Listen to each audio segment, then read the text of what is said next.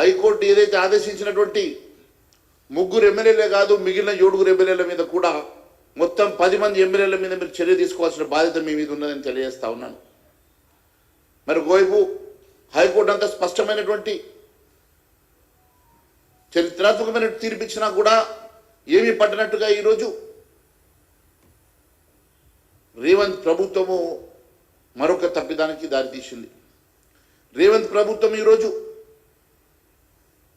ఫిరాయించినటువంటి ఒక ఎమ్మెల్యేకు PSC chairman చేయడం అంటే ఈరోజు మీరు హైకోర్టు ఇచ్చిన తీర్పుకు విరుద్ధంగా మీరు నడుచుకున్నట్టుగానే మేము భావిస్తున్నాం. చట్టసభల్లో ఎంతో హూందతనం ఎంతో గౌరవాన్ని భావి తరాలకు చూపించాల్సినటువంటి ఈ చట్టసభలు ఈరోజు ఈ రకంగా ఒక ఫిరాయింపుదారుడికి మీ పార్టీలో చేరినటువంటి ఫిరాయింపుదారుడికి ఈరోజు మీరు పిఎస్సి చైర్మన్ ఇవ్వడం అంటే ఈ పద్దుల కమిటీ అనేది ఈ ప్రభుత్వం ఖర్చు పెట్టే ప్రతి పైసా గురించి తప్పుడు లెక్కల గురించి ప్రశ్నించేటువంటి పిఎస్సి కమిటీ ఎప్పుడు కూడా ప్రతిపక్షానికి ఇవ్వడం జరుగుతుంది. అలాంటిది గతంలో మీరు ఒకసారి గుర్తు చేసుకోండి. ముఖ్యమంత్రి రేవంత్ రెడ్డి గారు నేను 2009 అసెంబ్లీలో మొట్టమొదటిసారిగా కాలు పెట్టినప్పుడు అప్పుడు వైఎస్ రాజశేఖర రెడ్డి గారు ముఖ్యమంత్రిగా కిరణ్ కుమార్ రెడ్డి గారికి అడిగారు, మీరు తెలుగుదేశం నుంచి 3 పేర్లు అడగండి, వారు ఇచ్చినటువంటి ఒక పేరు నాగం జనార్దన్ రెడ్డి గారికి కాకుండా 3 పేర్లు అడగండి, 3 పేర్లలో ఒక పేరు మనం నిర్ణయం చేద్దామంటే కిరణ్ కుమార్ రెడ్డి గారు మనం అసెంబ్లీని గౌరవించాలి, చట్టసభల్ని గౌరవించాలి, అక్కడ ఉన్నటువంటి ప్రొసీజర్స్ని ఫాలో కావాలని చెప్పేసి వారు అట్లా కాకుండా ఒకే ఒక పేరుని వారు ఆ రోజు వారు పంపినటువంటి పేరు నాగం జనార్దన్ రెడ్డి గారికి పిఎస్సి చైర్మన్ ఇచ్చారంటే ఆ రోజు చట్టసభల మీద ఒక స్పీకర్కి ఉన్నటువంటి గౌరవం అది ప్రతీక అని చెప్పి నేను తెలియజేస్తా ఉన్నాను.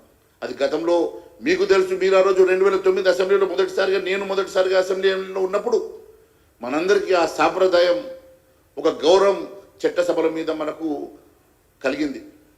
కానీ మీరు ఈరోజు ముఖ్యమంత్రిగా ఈరోజు అదే 3 పేర్లు పంపినప్పటికీ కూడా అపోజిషన్ ఉన్నటువంటి టీఆర్ఎస్ 3 పేర్లు పంపినప్పటికీ మీరు ఆ 3లో ఒక పేరు కాకుండా మీ ఇష్టానుసారంగా మీ పార్టీలో చేరినటువంటి బారాస ఎమ్మెల్యే పేరు ఈరోజు మీరు ప్రతిపాదించిందంటే దీన్ని బట్టి చాలా స్పష్టంగా ఏ రకంగా మీరు ఈ చట్టసభని నడపాలని ఏ రకమైనటువంటి సిగ్నల్స్ని మీరు భావి తరాలకు ఇస్తున్నారనేది చాలా స్పష్టంగా అర్థమవుతున్నది.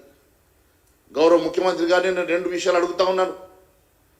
మీరు ఈ చట్టసభల్లో ఒకవైపు ఫిరాయింపులు మీ మేనిఫెస్టోలో చాలా స్పష్టంగా ఇది సవరణ చేసి భావి తరాల్లో ఏ ఒక్క ఎమ్మెల్యే ఎంపీ కూడా ఒక పార్టీ నుంచి మరో పార్టీకి గెలిచిన తర్వాత వెళ్లకుండా కఠినమైనటువంటి చట్టాన్ని మనం తీసుకొస్తామని మీరు మేనిఫెస్టోలో చెప్తూ ఈరోజు మరోవైపు మీరే ఇక్కడ తెలంగాణలో ప్రోత్సహిస్తున్నారంటే మీ ఏఐసిసికి మీకు మధ్యలో ఏమన్నా గ్యాప్ వచ్చిందా, లేకుంటే ఏఐసిసిలో ఈరోజు తెలంగాణ కాంగ్రెస్ పార్టీ భాగం కాదా?